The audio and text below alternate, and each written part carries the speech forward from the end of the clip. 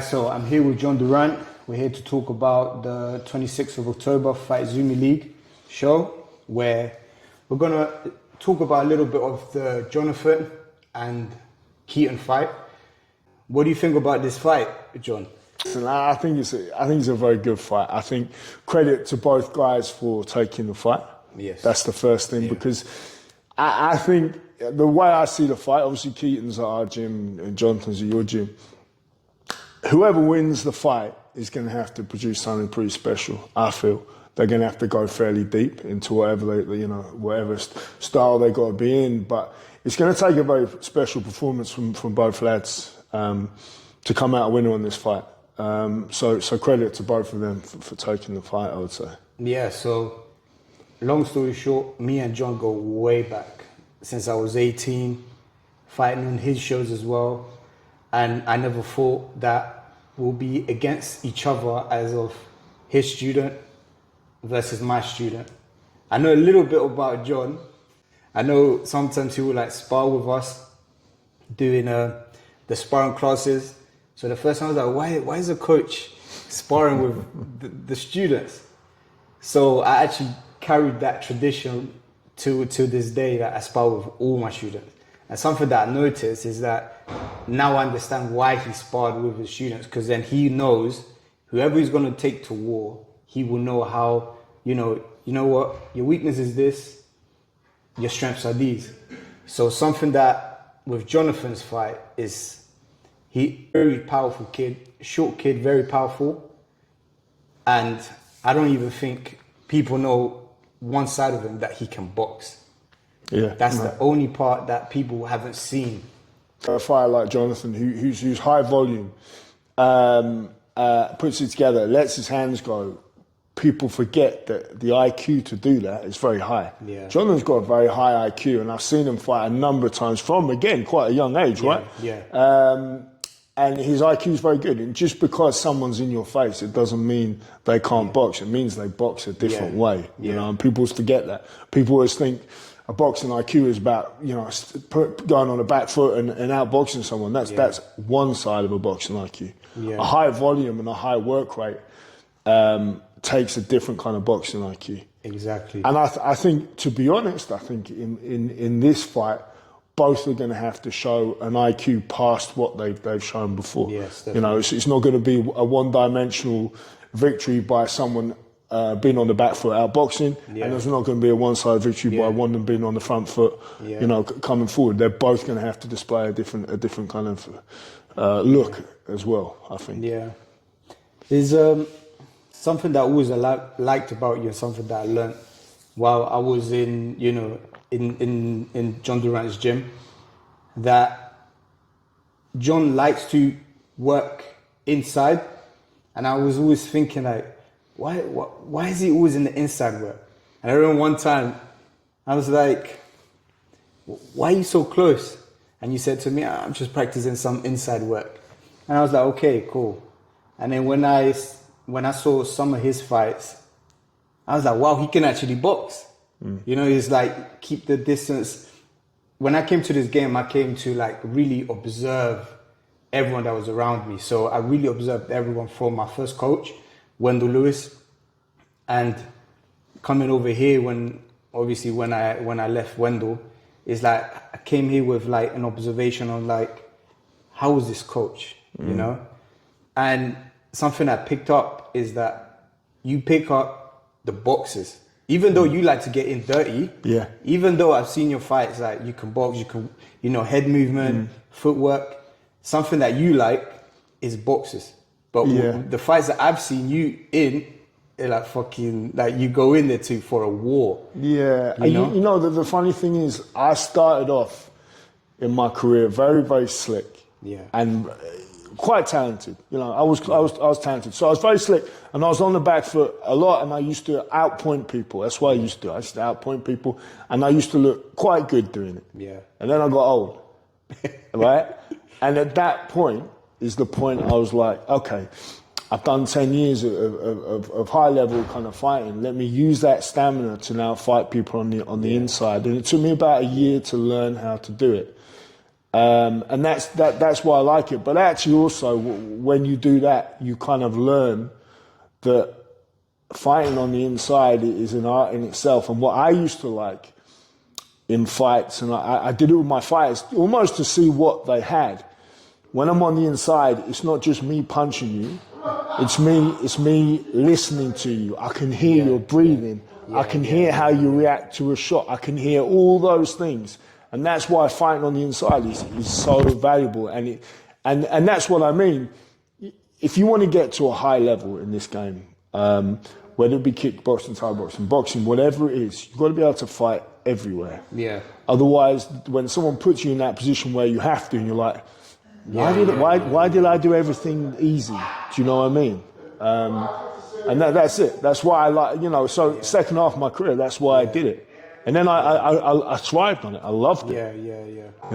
I know your favorite boxer is Andrew Ward.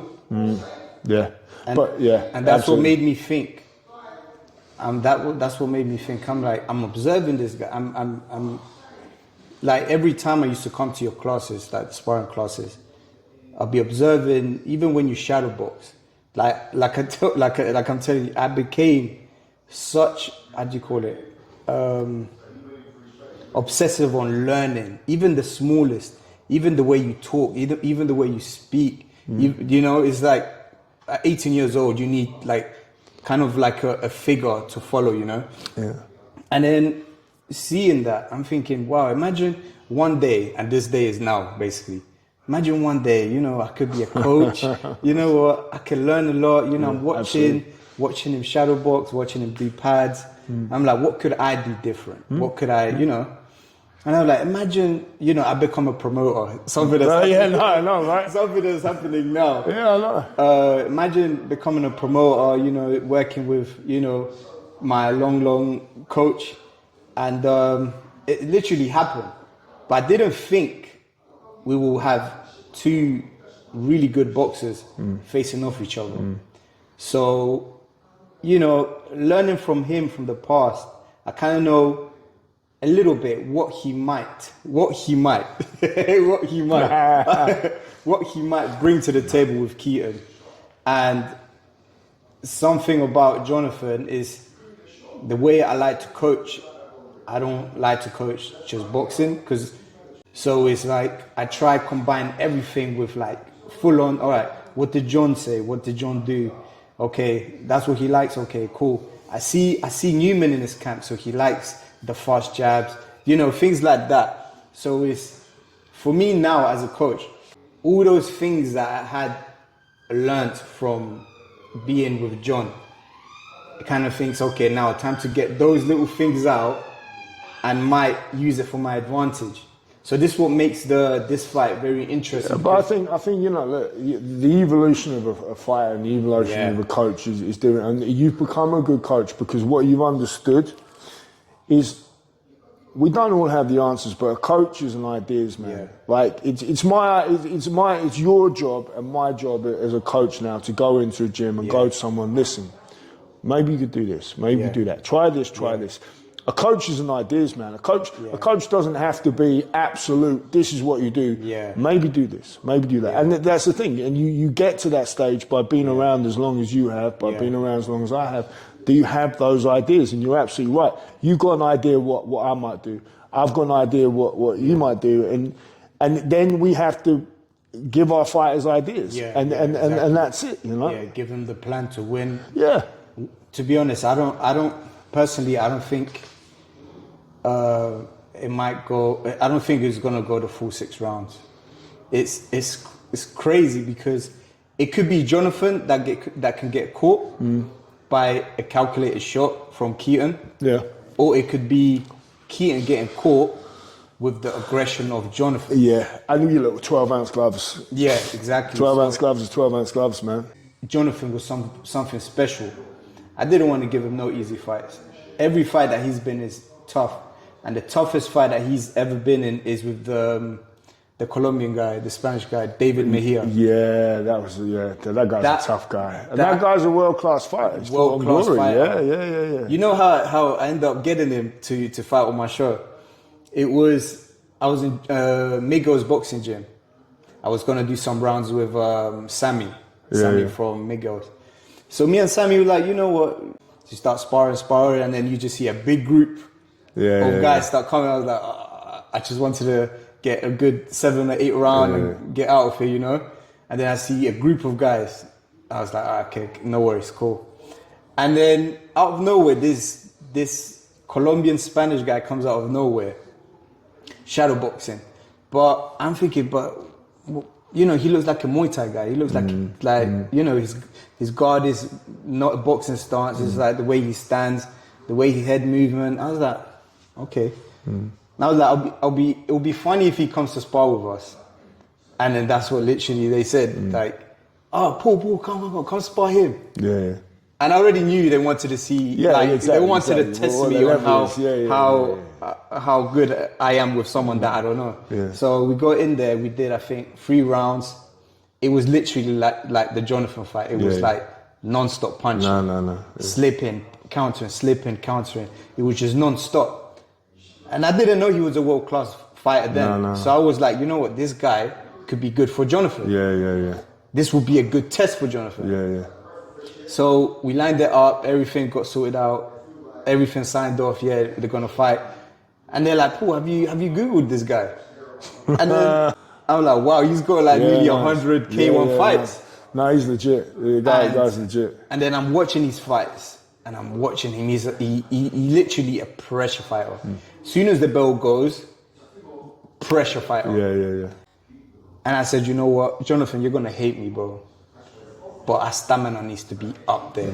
And we need to fight like him. That's right. Towards him. Yeah. He would not expect it. No. And I'm pretty sure you've seen the fight where Jonathan goes in there, guns blazing. Yeah. David Mahir's smiling. He's like, wow, this guy really wants to go with me. Yeah. And and then that's when I started to learn. I'm thinking, you know what? Jonathan has something different. No, it does. He has something different. I feel that, you know, let's not, you know, be under no illusions. For me, like I say, I've worked with Kieton now for a couple of months. I've known Jonathan for a number of years. Yeah. He actually fought in a couple of your shows as well. Exactly. No, I've seen him from young. And both of them now, they're pro level. And I know that because I've seen Kieton spar pros, and, you know, I'm sure Jonathan has as well. And I've seen them both fight. They are pro level. They could easily be pro boxers. There's no doubt about that. And that's why it's a good fight, because the quality of this fight is, you know, through the roof. Yeah. And every fighter that I've noticed Jonathan had, they're all taller than him. They're all bigger than him. Yeah. So what's interesting is that he always fights these, or even spars, taller guys. But the element of surprise of having someone near your height. That's right. It's going to be, you know, you can catch the target faster. Yeah. I'm pretty sure the other guy's got, you know, same height. He might get counted faster because the taller guys, you know, you can kind of see a bit more what they might do. Yeah. So that's what's going to be interesting, is that 2 fighters, let's just say both of them right now, they're going to be like chess match. Because one miss, someone's going to counter. Yeah, that's right. If someone slip, someone's going to counter. Yeah. I don't see it going to the ropes. I literally see it in the middle. Yeah. Because I know Kieton, as all fighters, you hit me, that was pretty fast. I'm gonna give it back to you. So it's do you think it might be like another David Mejia versus Jonathan, or? I think it has it could well be. It could well be. You know, the thing is, like I say, you know, I worked with Kieton long. We worked a couple of months, but I thought when he first came, he was solely a back foot fighter. Yeah. But he's not. You know. Okay. And you know, quite a lot of what we've done is, I'm sure you know what we've done. You know, quite a lot of what we've done is just to, you know, make sure that he understands that this isn't boxing, this is fighting, and that kid can fight. You know, there's no doubt about it. I seen it. We made sure he's done it in the gym. You know, he can fight, and you know, Keaton's a character as well. Keaton's a character, but more to the point, Kieton wants the challenge. Which is why this fight is happening. You know, he wanted to move down the weight. He wanted the challenge. He didn't want to really fight anyone else. And it is a challenge. And when someone does that, you know they're there to fight. Yeah, yeah. Do Exactly. you know what I mean? Exactly. You know, and like any decent fighter, he's got an ego, and you know, and he's going to need it. Yeah. You know. What about has he sparred you? No, man. I don't really spar that much anymore now. No way. So I'm 45 now. No, I'll spar the bigger pros when they ask me reluctantly. Yeah. I'll put the gloves on, but you know, I'm at the age now where if I'm honest, I'm feeling the effects of what I've done. You know how scary this is, yeah? I think the last fight that I saw you in was in Clapham. Yeah. Clapham Grand. I think it was a world title as well. And I've never, ever in my entire life felt emotional because I know you. And it's like when you know someone for so long, fighting and they get dropped. I think he dropped you with a body shot. In the sixth, yeah. I literally felt that. I was like, is that it? I was like, no way, this can't be it. No. And then I see you get up, and I'm like, fuck yeah, let's go. You know, it was so emotional because like when you got dropped, like everyone that was there with me was talking so highly of you, and then you get dropped, and we're like, looking left and right, we're like, this is how it feels to like have someone that you care about in the ring and get dropped. Yeah. You know? That was, you know what, that night was one of the most emotional nights of my fight career. There's no doubt about that. But that guy is so hard. But we were wearing gloves that were really hard gloves as well. There wasn't one in. They were hard gloves. And he hit me with a body shot, and it hurt so much. And I knew if he hit me, because my hands went down, I took a knee. Because I knew I had to take a knee to carry on. Yeah. You know, and I tactically took the knee. You know, and then like he blew himself out for the next minute trying to get me out there. Just, you know, I was tucking and moving, and then from that point, in that round, he blew himself out in that sixth round. But yeah, man. I think Jonathan fought an undercard in that one actually. Probably. Yeah, but that's it, man. These fights, like, they take their toll, you know. And like, I would love to spar like I used to, but I honestly can't anymore, you know. Yeah, man. Like going back to that. Now hearing you say that, it kind of hurts because you're thinking there's going to be a time where, because I spar every day, I spar every single day, and I know for a fact there's going to be a day where I'm going to say, all right, that's enough, Paul, and that's like you're going to have to, but you know, hearing you say it, but it's bro, emotional. My advice to every fighter, and this is why these two kids that we're talking about, Kieton and Jonathan, this is why they're doing the absolute right thing, because just in this time frame you've got, do everything you can, because there'll be a time when you get to my age where you just want to go back and do it all over again. And I would do all my losses again, and I'd do all the bad times again. And I'll do everything all over again because it's the only thing I ever wanted to do. And I know all these kids are passionate. I know both these guys are passionate about what they want to do. And they're absolutely doing the right thing. And it doesn't matter who fucking wins, who loses. No one's going to remember. No one cares. But when they're 20 years' time, when they both look back, they'll look on it and go, you know what? I did it. Yeah. I was there. And, you know, and I think that's, like I said, you know, I've done a few interviews recently, and it's been very reflective for me because you're kind of like, it's over. It's done. Do you know what I mean? Yeah. You know? Do you get like, because obviously I come from a background of boxers, and all my uncles were boxers. My granddad was a boxer, but all my uncles couldn't find a reason to live anymore once they went to that age. Like, how do you keep? You know, I can't speak for that because I'm still sparring. I'm still, you know, doing. Well, you know, like it's quite, you know, most people know now. Like I started doing Brazilian Jiu-Jitsu when I retired because my pal, you know, Ash Grimshaw, you know, he kind of pulled me to the side because I was on a fucking spiral. Where I was all over the place. There's no doubt about it.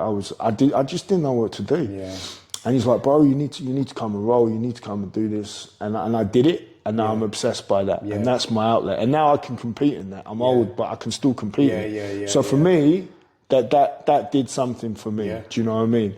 And then, you know, obviously my involvement in fighting never stops. I coach fighters, you know, they come to me, they ask my advice, you know, and someone's asked me the other day, like, they go, you know, because I've given people time, and like a lot of the time, if someone wants to fight, I won't charge them. I don't ask for money. And they're like, that's something that people don't know about John, is that, well, most of you actually know how kind-hearted John is. And I remember I used to come to the sparring classes, and I used to be really broke, like literally. I was really young. I was in a cleaning job that used to pay me £350 a month, and with that money, I used to I actually signed up to a gym. It was back in the day, Fitness First. Yeah. And I wanted to get back to boxing. And they said, there's some sparring over here. And I'm like, let me try sneak in, get in some sparring. And I see him just chilling, sparring with everyone, whatever. Okay, everyone's done. And I'm like, okay, he's not asking for money. Okay, cool, I might come back next week. Yeah, he might remember next week. And it became so regular that I'm thinking, no, he's either doesn't see it or he's a nice guy. And then growing up, I understood when kids couldn't afford certain things, they didn't want to spar. I was like, no, don't worry, come in. And I was like, that's why. There you go. You know, it's like you build such empathy for other upcoming fighters, or maybe not fighters, or people that just want to take part. But you know what it is, man. Like, you know, we're blessed. You know, we found a passion in a sport, and we found an income in the sport, and you know, and all that. And I do well out of this game. There's no, you know. So I owe it. You know the way I always do it. I owe it to the sport to do stuff where I don't ask people for money, because that's me giving back. And you know the crazy thing is about it, I don't expect anything back. I never ask anything back from any of the fighters, nothing like that. But it comes back to me like 3, 4, 5-fold. Not financially, but I mean, these guys would kill for me. I could make a phone call now, and you know, you know, and this is what I mean. You know, and generally, 99% of people will never forget the time you gave them. And if you start doing it by honouring the sport, then it just comes back to you anyway, because you've done the right thing. Do you know what I mean? Yeah, literally what you said is, and your example made me the coach that I am now, you know, because you gave all this stuff, even to spar with you. I remember one time I was like, I can't get no spar. He's like, we can spar now. Or when you was training for a fight, and that at that time I wasn't an amazing fighter like I am now. Like right now, I think you haven't seen me spar. Yeah, right. That's it. I'm not putting the gloves on now. But fuck that. But I remember it's like, you're just a really good guy, giving guy, you know. And from learning from that, I'm like, you know what? When someone used to ask certain things from me, literally in my head, I would be like, what would John say? You know? Yeah, why not? Why not?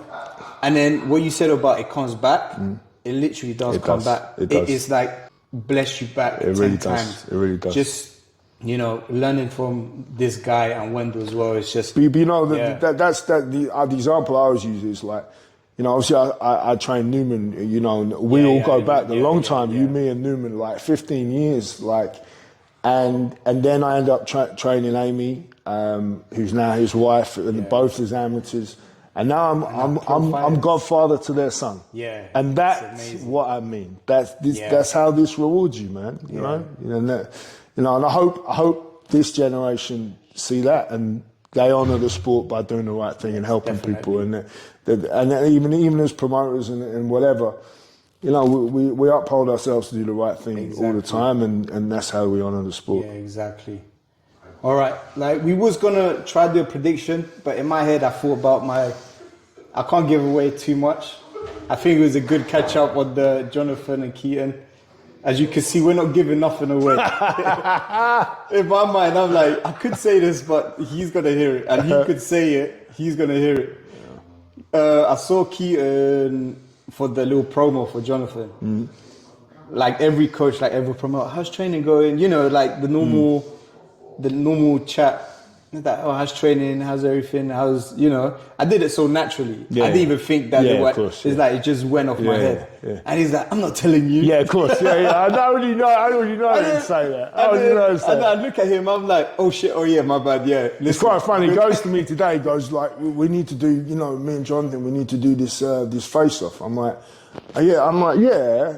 You do, probably. I said, but it's just going to be you talking shit. I said, Jonathan's a cool guy, man. It's just going to. He goes, it's all right. I'll talk shit. I'm like, all right.